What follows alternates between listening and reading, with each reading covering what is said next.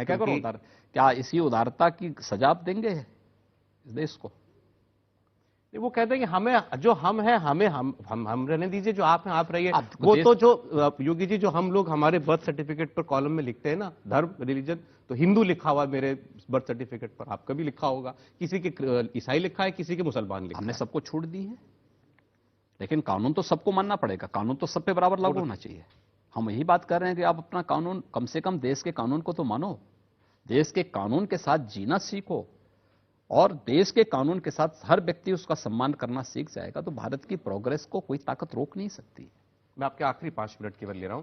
अभी चूंकि आपने रामायण का एक उदाहरण किया था, आप ही की साथ सरकार में काम किए हुए पुराने साथी आजकल चर्चा में हैं, और वो ऐसी कंट्रोवर्सी है जो जितना जल्द खत्म हो वो देश के लिए जरूरी है, लेकिन हो नहीं रही। रामचरितमानस को लेकर के स्वामी प्रसाद मौर्य ये ठाने बैठे हैं कि ये इसमें से एक चौपाई जो है वो हटाई जाए।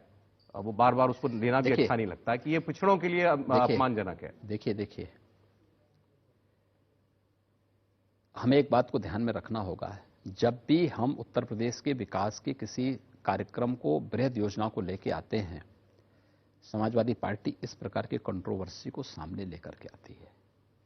विकास के मुद्दे से ध्यान हटाने की एक शरारतपूर्ण चेष्टा है, जिससे विकास के एजेंडे को डाइल्यूट किया जा सके। इसके पीछे कोई हेतु किसी का हित और अहित नहीं है, इसके पीछे प्रदेश का अहित करना है कि विकास के एजेंडे से लोगों का ध्यान हटाने की एक चेष्टा है। क्योंकि समाजवादी पार्टी ने कभी विकास तो किया नहीं, विकास किया उसका कोई एजेंडा भी नहीं था। 4 बार समाजवादी पार्टी को प्रदेश में शासन करने को अवसर मिला। क्या समाजवादी पार्टी ने कभी कोई इस प्रकार का कोई इन्वेस्टर समिट किया यूपी के अंदर? कभी नहीं किया। उनके समय कोई उद्योग क्यों नहीं आ पाते थे? उनके समय में दंगे क्यों होते थे? पर्व और त्योहारों के समय में लोगों के चेहरे पर एक भय और दहशत क्यों छा जाता था? क्योंकि एजेंडा डेवलपमेंट का नहीं था, लोक कल्याण का नहीं था, एजेंडा कुछ और था।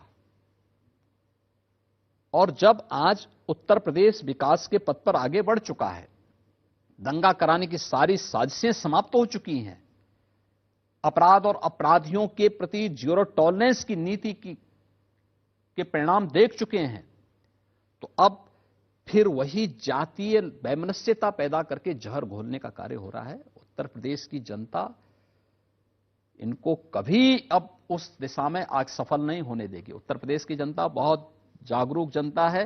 उत्तर प्रदेश की जनता उनको 14 में, 17 में, 19 में और 22 में जवाब दे चुकी है, और फिर 24 में उस प्रकार का जवाब देने को तैयार है। ग्लोबल इन्वेस्टर समिट होगा, शानदार तरीके से होगा, लाखों करोड़ रुपए के निवेश आएंगे, लाखों नौजवानों के लिए रोजगार और नौकरी की सुविधा देंगे।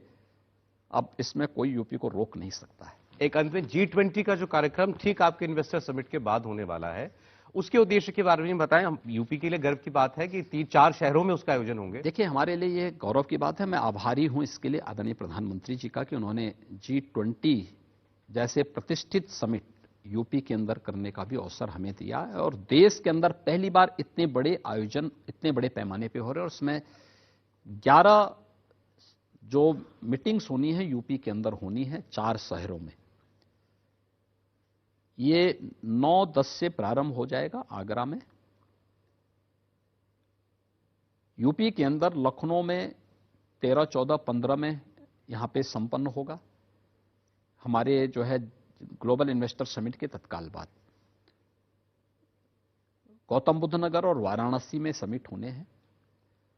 देखिए, G20 दुनिया के वे 20 बड़े देश हैं जिनमें दुनिया की 60% से अधिक आबादी निवास कर रही है, जिनका दुनिया के 75% ट्रेड पर अधिकार है। दुनिया के अंदर 85% जीडीपी पर जिन देशों का अधिकार है, और दुनिया के अंदर रिसर्च एंड इनोवेशन के 90% से अधिक अधिकार जिन देशों के पास हैं, वह G20 के देश हैं। और ये हमारा सौभाग्य है कि अमृत काल में पहले ही वर्ष में प्रधानमंत्री मोदी जी को इन G20 के देशों का नेतृत्व करने का अवसर प्राप्त हुआ है। ये पूरे देश के लिए गौरव की बात है और इससे संबंधित समिट का उत्तर प्रदेश में होना हमारे लिए वैश्विक मंच पर अपने आप को प्रस्तुत करने का एक अवसर प्राप्त होने वाला है। और 20 देश तो ये रहेंगे, भारत के 9 अन्य मित्र देश भी इसमें सहभागिता करेंगे। तो उन सभी के लिए हम पूरी तरह तैयार हैं और उत्तर प्रदेश उनके माध्यम से उत्तर प्रदेश को वैश्विक मंच पर अपने आप को प्रस्तुत करने का। और यूपी देश की नंबर 1 अर्थव्यवस्था बन सकता है। $1 ट्रिलियन इकोनॉमी आपका लक्ष्य है और उसमें ये इन्वेस्टर समिट एक अहम भूमिका निभाएगा। इसमें ग्लोबल इन्वेस्टर समिट 10 फरवरी को, जिसका उद्घाटन आदरणीय प्रधानमंत्री जी करेंगे, ये प्रधानमंत्री जी के विजन को, जो कल यूनियन बजट आया है, एक विकसित भारत की परिकल्पना को साकार करते हुए जो बजट प्रस्तुत हुआ है, उस विकसित भारत में उत्तर प्रदेश की अपनी भूमिका होगी और उत्तर प्रदेश $1 ट्रिलियन की इकोनॉमी बनने की दिशा में एक महत्वपूर्ण कदम आगे बढ़ेगा।